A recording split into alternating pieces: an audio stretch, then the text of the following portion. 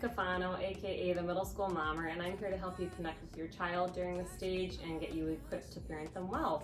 And I am very happy to have as my guest today Clark Giansanti. Clark is first and foremost a high school graduate, recent high school graduate, but he is a camp founder, let alone a youth camp counselor.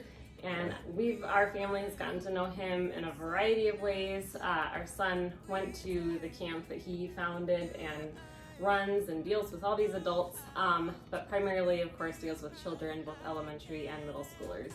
And I've gotten the chance to observe him in action with middle schoolers, and you just have a knack for it. You just have a knack to interact with them, make them feel loved, make them feel special. So I kind of wanted to pick his brain on a few different things.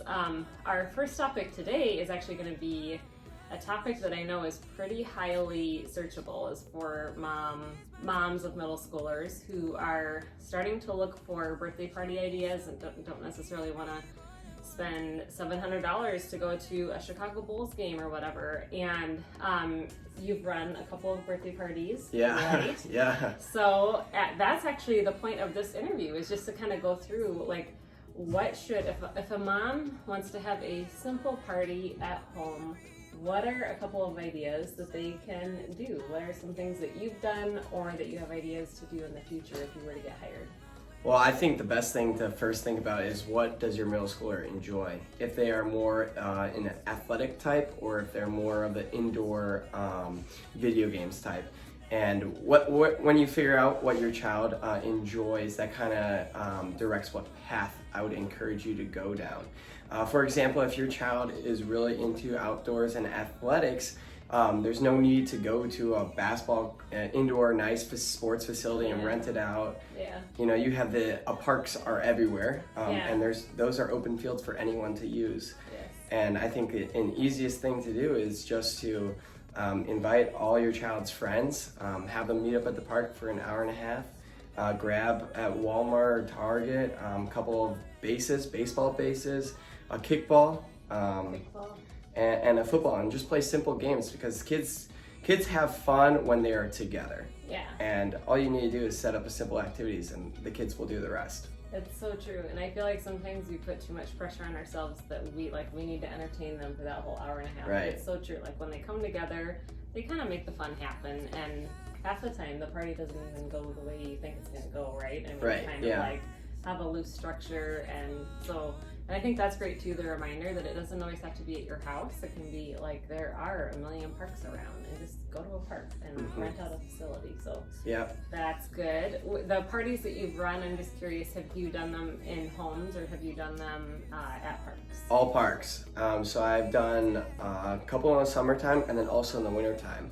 And sometimes you think, if your child has a winter birthday, how can you still do a cheap party without having to go to a place and rent it out? Well, you know, snow is just as fun as grass is. You can set up easy, snowman building competitions, sledding competitions. There's a thing where if you just have a bunch of cardboard boxes, it's called, it's not called anything, but who can make the best sled out of a bunch of cardboard boxes. You can have different things: which sled goes the fastest, which sled looks the best, and which sled can hold the most amount of people and go down. Ooh. So there's a bunch of different things that you can do in the snow that are just as fun as it is in the summer. That is a very good point. We have a child with a February birthday. February, and then Carson's March. He's not middle school yet, and he's wanted to do a scavenger hunt, and I've been like, yeah, why not? It's February 6th, but we can do a scavenger hunt in the snow, and any of us Midwest people are hardy enough to handle that. And it's like even more challenging, like hide stuff in the snow, for Pete's sake. Okay, so any other thoughts? Like, do you bring backup, especially if you have a group of probably 10 or more? Do you bring a little bit of help, or is it just kind of you and the parents running it? I bring friends. Like, my younger brother is like my sidekick. Oh. So his name's Trent, and Trent does a lot with me. So when I've ran stuff in the past, I'll usually bring Trent, if not a friend. But it's always fun to bring more people, because it's a party. Everyone's here to have fun, and it's really simple. I usually bring someone else. Yeah. And I think one thing we did too for our daughter's birthday party, we hired she was probably like 13 at the time. She had no experience with face painting whatsoever, but I bought a bunch of face paint, and I was like, okay, when there's a lull, because we had a couple things going on, activities, and then I was like, when there's a lull, pull people in and just like, do some face paint. I just gave her like 3 simple things they could choose from, and that was like one of the favorite parts of the party. Yeah. So again, like it doesn't always have to be this expensive, grand, big thing. Mm-hmm. And yeah, I think you're proving the point. Okay, so any other ideas? Well, going away from the outdoors athletic thing, kids love video games, and it is their birthday party. So even though there may be limits on video games, it's their birthday party. Why not have a big video game party? Yeah.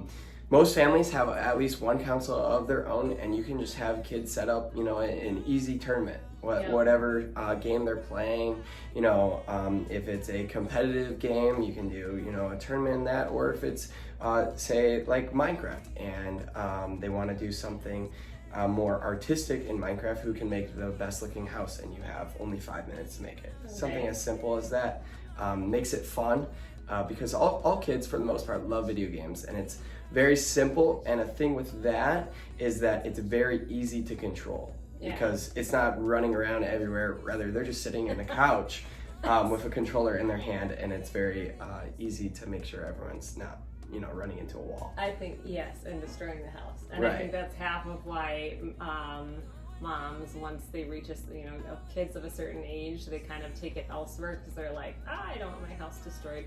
The last somewhat big party we did at our house, it was a Nerf gun party. And it could have been much worse. I mean, the house could have been totally destroyed. But the main thing was just we found Nerf gun bullets for the next 3 years of our life.